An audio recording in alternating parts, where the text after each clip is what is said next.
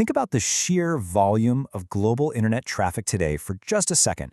Every single search, every stream, every click you make. If you've ever found yourself wondering how the biggest tech companies in the world manage these absolute mountains of information without their systems just completely crashing, well, you are in exactly the right place. Today, we're going to demystify how we store massive internet-scale amounts of data in this explainer. Okay, let's dive right into this. We'll be moving from the micro to the macro, starting with basic file systems and internal storage, looking at early networked file systems, tackling the big data challenge, exploring the history of Hadoop, and finally, breaking down the core components of Hadoop itself. But before we get deep into the technical weeds, let me pose kind of a cinematic question. What happens when your data becomes so incredibly massive that a single computer just gives up? I mean, picture it. Exploding amounts of global internet traffic. Hard drives literally bursting at the seams. Servers slowing to an absolute crawl. We're talking about companies suddenly handling petabytes of data, and traditional systems just break under the weight of it. This exact nightmare scenario is what led to one of the absolute game changers in big data, the Hadoop Distributed File System, or HDFS for short. But to really get how HDFS pulls off this magic trick, we first need to look at how everyday normal data is stored. First up, file systems and internal storage. Think of a normal file system like an invisible, highly organized manager. It's basically an abstraction layer over your actual physical storage media. As a user, you just create a folder, drag a file over, and you're done. But under the hood, the file system is providing the interface to perform all those low-level operations: create, open, read, update, append. It beautifully and completely invisibly hides all that messy complexity of disk management from both programmers and everyday users. Now, here's where it gets kind of fascinating. When you save a file, it doesn't just sit there on your disk as one giant monolithic block. It actually gets chopped up into tiny, tiny pieces called blocks. And in a standard Linux operating system, the default size for one of these blocks is just 4 kilobytes. Super small. To put that into perspective, let's say you have a tiny 1 megabyte file. That's 1024 kilobytes. Your file system slices that into 256 individual blocks. And here's the wild part. They don't necessarily sit nicely in a row next to each other. They're scattered completely at random across memory locations on your hard disk. So, how does your computer ever put that file back together? It uses metadata.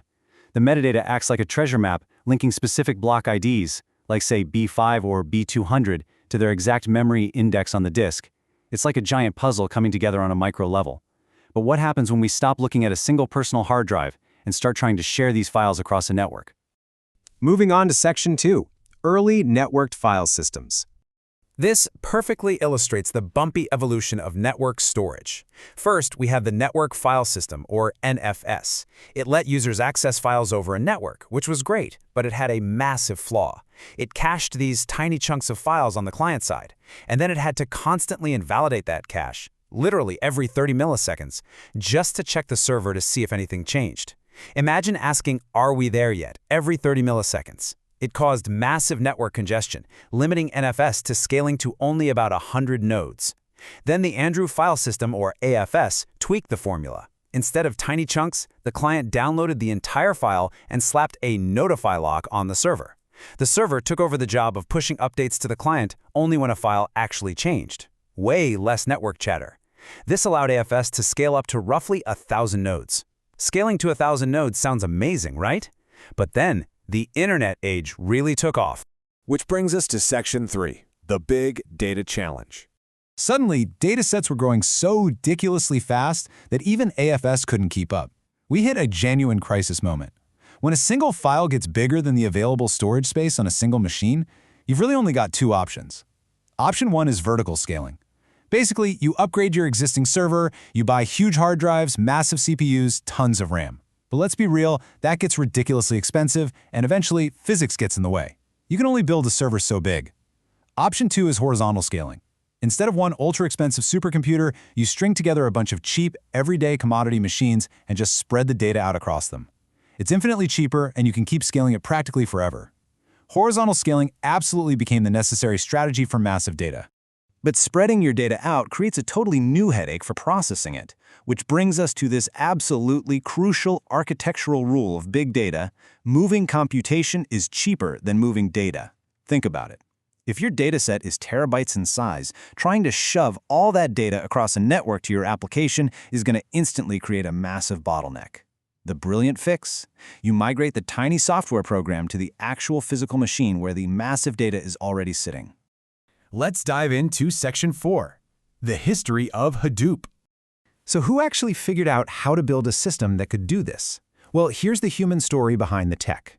In the early 2000s, Google dropped a couple of massive bombshell papers outlining the Google file system and Google MapReduce. Around that exact same time, you had two developers, Doug Cutting and Mike Caffarella, and they were really struggling to solve internet-scale data problems for a web crawler they were building called Apache Nutch. When they read Google's papers, boom, light bulb moment. They realized they could apply these exact distributed concepts to their own project.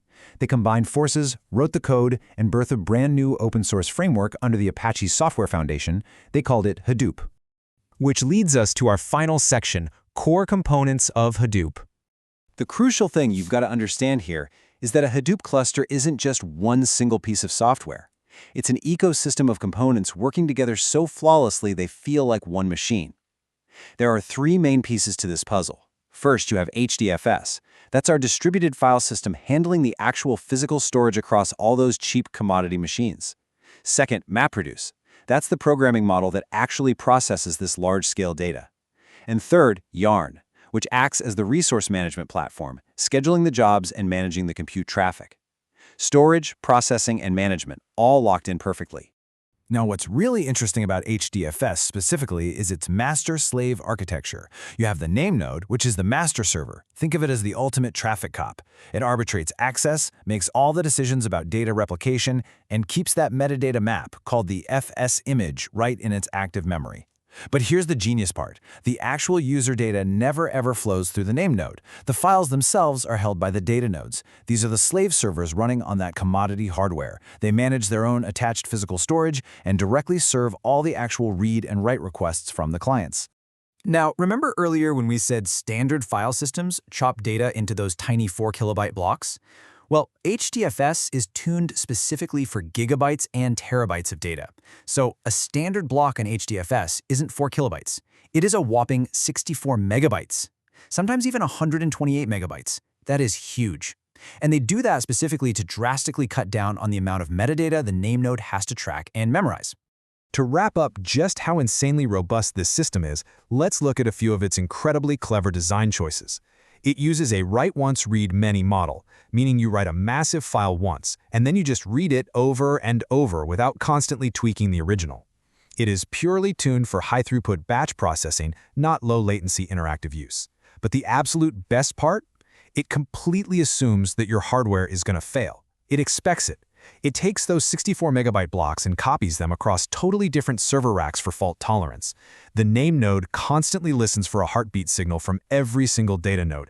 If a network switch fries and a data node goes quiet, the NameNode immediately catches the missing heartbeat, declares that node dead, and instantly starts auto-replicating that lost data to healthy machines. It literally heals itself.